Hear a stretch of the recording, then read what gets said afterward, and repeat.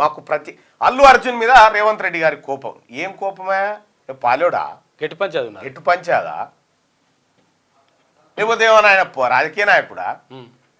అల్లు అర్జున్ గారు రాజకీయాల గురించి తెలియదా? వాళ్ళ మామ తరపున పోయి నిలబడితే వాళ్ళ మామని ఎవడు ఓటు వేయకపోయా, పట్టించుకోకపోయా. సో సినిమా హీరోల మందం ఉంటే ఎవరికే ఇబ్బంది లేదు. ఈ కార్యక్రమాలను చేస్తే ఇప్పుడు ఇదే సినిమాకి సంబంధించి చాలా మంది ట్వీట్లు చేసిరు కదా. జానీ మాస్టర్ని ఒక బీసీ బిడ్డని అక్రమంగా అరెస్టు చేసి 2019లో ఘటన జరిగితే 2023లో కేసు పెట్టి జైలుకు పంపినప్పుడు మీ ట్వీట్లు ఎట్టుపోయినాయి? జానీ మాస్టర్ విషయంలో జాతీయ అవార్డు, మన తెలుగు నేషనల్ జాతీయ అవార్డు నా కుక్కనికే ఉండాలి, గానికి వస్తుందా అని చెప్పి కుట్ర పన్నిన దాంట్లో అల్లు అర్జున్ లేడా? జానీ మాస్టర్ జైలుకు పోవడానికి అల్లు అర్జున్ కుట్ర ఉందా లేదా? ఆయనకు మధ్యంతర బెయిల్ కోర్టు ఇస్తే వెంటనే నేషనల్ అవార్డు వెనక్కి తీసుకోండి అని చెప్పి లేఖ రాసింది వీళ్ళు కాదా? నిందితునికి అవార్డు వెనక్కి తీసుకుంటారా? అవసరం అట్లా?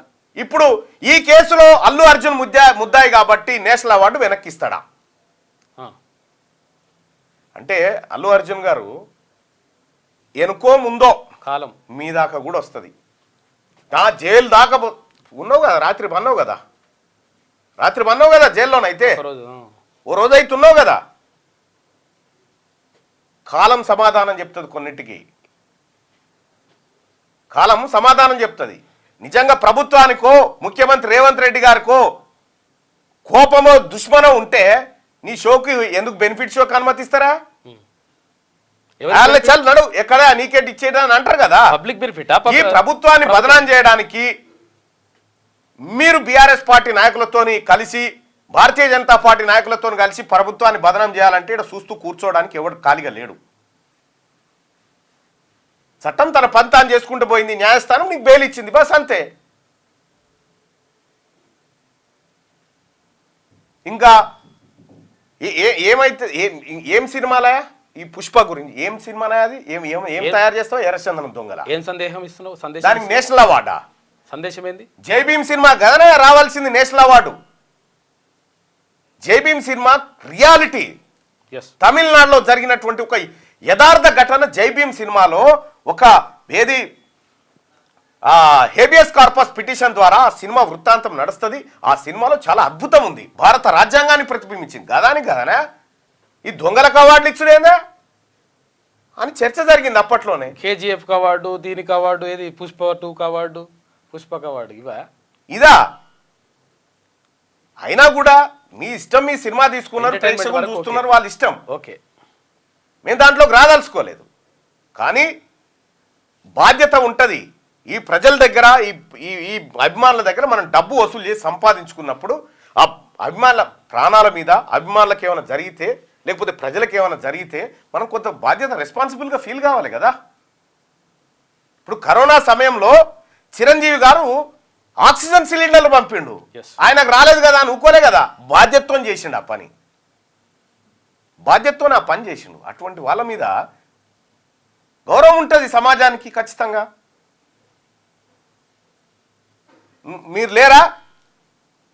సుకుమారు నువ్వు ఇద్దరు కలిసి జానీ మాస్టర్ పైన అక్రమ కేసులు పెట్టించిన దాంట్లో మీ పాత్ర లేదా? చెప్పురి. ఎవరున్నారు?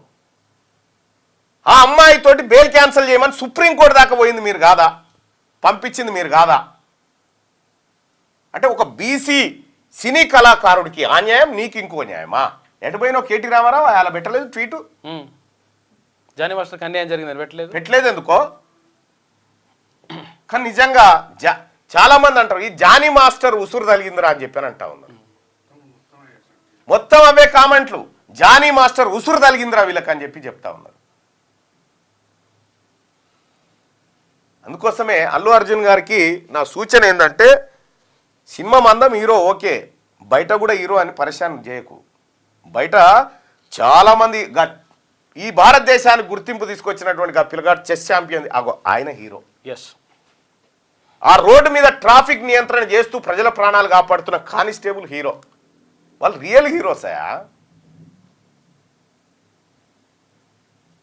ఇంకా కేటీ రామారావు గారికి ఆ రేసింగ్ దాంట్లో ఏదో నోటీసులో బీటీసీలో ఆ గవర్నర్ ఆదేశం ఇచ్చాడు.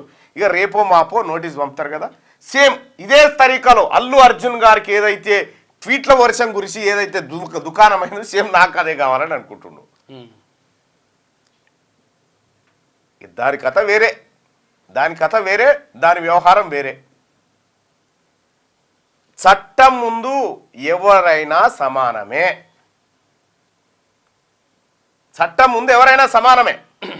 అది చెప్పదలుచుకున్నా నేను మార్నింగ్ న్యూస్ ద్వారా.